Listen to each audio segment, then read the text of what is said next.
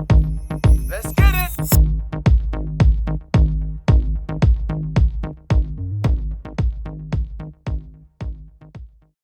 Hi everybody, it's Becky Singleton and you're on Happy, Healthy, and Fit today. I'm actually working on this house. It's absolutely fabulous. And so I thought I would talk a little bit about how I became an entrepreneur and share a little bit of things that happened during that process. But we're really excited to work on this fabulous house. It's a celebrity house, and been putting a lot of time and effort to making sure everything goes well. So I'm going to share the story today of how I got started. Thank you for joining today. Here we go on Happy, Healthy, and Fit.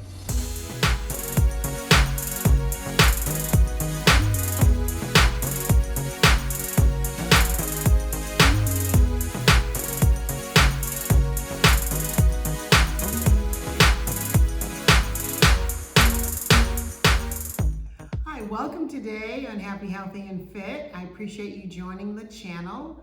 And if this is your first time meeting me, welcome. We're going to talk a little bit today about how I became an entrepreneur. I've always had that entrepreneurial spirit, always, ever since I was a little kid. And my mom would tell you I was always trying to figure out how I was going to start a business. So it's always been in my blood. But I'm also a very big corporate America person and had a wonderful, successful career in high-level sales in the medical industry. So I kind of took all of those skills that I had and built up and learned from different positions and created my own company. So I'll tell you how that really ignited. Originally, I had started what I do today. I started in about 2008. And I kind of dabbled in it. I didn't take it as serious as I do today. And so at the time, what I do was really more of a preventive against mold. And we're living in Houston with hurricanes. It was very helpful. So I did a lot of homes, mainly of people that knew me, really protected their homes. I've actually gone back to their homes since 2008. It looks like I did it yesterday. But that's when I started to dabble. I made a lot of mistakes all the time. I mean, I made mistakes with hiring skill sets. I made some mistakes on how I measured out the work cost. And it took me a minute. It really did. It took me a second to figure this all out. Well, I was in the middle of a divorce. And I was working in corporate America for a pharmaceutical distribution company. And when I went in, I knew it was, I don't want to say beneath me, but it was a job that was below what I should have been at. But I needed to be a mom to my swimmer. So I took the job. It paid well. And through that process, within that first year, I became the #1 sales rep in the country for them. And I went on vacation knowing that I was at 329% of my number. They stopped paying me at 300, but I got up every day as if I was at 0. That's just the way I work. I didn't care that I'd already made the number and surpassed it. I was just always that kind of a person. So I came back from vacation. I noticed on my meeting list that my boss, who I liked very much and he liked me, had scheduled a meeting. So that day came and I said, "Hey, you're on time." And he was very serious during the call and he said, "Do you know this person?" I'm not going to mention her name. She was in HR. And I said, "No, why would I know her?" He said, "Hold the line." And I thought, oh my God, I'd been a high-level person in companies and I know exactly what that means.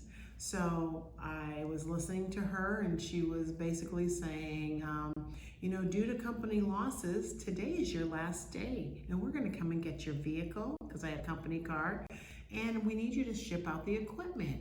Well, you can only imagine being the #1 person in the company. That's a little shocking.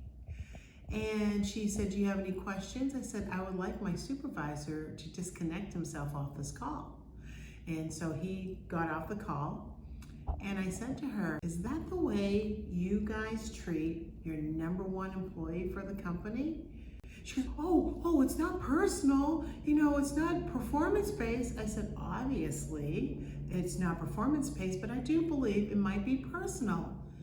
And personally, I take offense to that because there's someone, or several people probably in this company, that don't even wake up in the morning, that collect whatever their major paycheck is and not really go after anything else. I am offended. And I said, you need to get this car immediately because I don't want to ever work for anyone who could treat me like that. And I hung up the phone and I was so incensed. I mean, I won't even say it was anger. I was just I couldn't believe it. Are you kidding me? I said, you know what? That day, I decided I will never work for anyone but myself. I've made companies millions. I'm gonna make myself that too. And I just decided I'm never going back. So I went right into my work because I already had this company established. And I started to hire a marketing person, I hired a website person. I just started to run my company the way I wanted to. I fell into little bumps in the road, but we navigated through that. And today, you see me in this fabulous house. I'm working in it. I'm actually doing a very large project. I have a team of 5 here working with me, and that all came because I refused to be treated less than what I was deserving. There was no way, with my skill set, with my abilities, I'm gonna work for myself. And I'm really happy that I was able to do that. I provide for my family, I employ my family, and I employ other people. And it's very warming to me what I do now. So there's a chemical called creosote. And creosote is what you might know as utility poles, railroad ties. That wood was once dipped in a chemical called creosote. There are areas in this country, which I travel everywhere in the country to do, that put them inside the homes. So now as homes are selling, and they might be about 100 years old, because back in the 20s and 30s, they used to put this wood in the house, they can't sell the house without finding a resolution to this off-gassing system that happens with that wood, especially when it gets hot. So when the temperatures outside become hot, there's a gas that comes off the wood, and it smells terrible, but worse than that, it's cancer causing. Many of you know I had survived cancer, and that wasn't really a bad situation for me, but what I realized that I was exposed to things that were not healthy for me as a child, so environmentally exposed to something that wasn't good. So I'm very sensitive to people who call me and say, please, I have little kids, we're trying to sell this house, whatever it is. And so I've helped a lot of people become safe in their homes, because once that off-gassing stops, they're no longer in danger. So I'm really proud about the work that I do, and I'm proud about me sticking to my guns and working for myself. You know, it was difficult because I was divorcing. I was going to be a single mom again. And it's a little scary when you set out and to do that, but I was determined. So if there's something in your life you really want to do, just know that once you set out, the universe supports you. It threw out the net for me, and I just kept going from there. And so I'm very happy at what we do today and how we help people. And I get to do my show, and I get to do it in this fabulous house today. And I just want you to know that it is meaningful. There's something in your heart to do, or for you to be determined to take care of yourself, it is possible. So I want to thank you for joining me today here on Happy, Healthy, and Fit. I appreciate you. Be well. And I'm Becky Singleton, and I'm just like you.